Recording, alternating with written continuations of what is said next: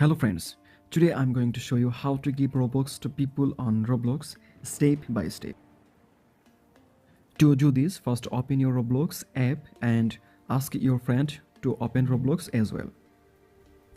Now search for the Please Donate game and join the game together with your friend.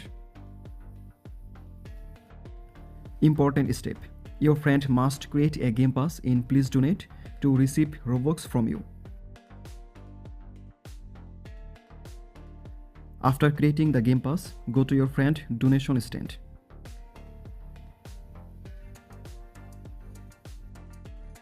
Now select the game pass amount you want to buy.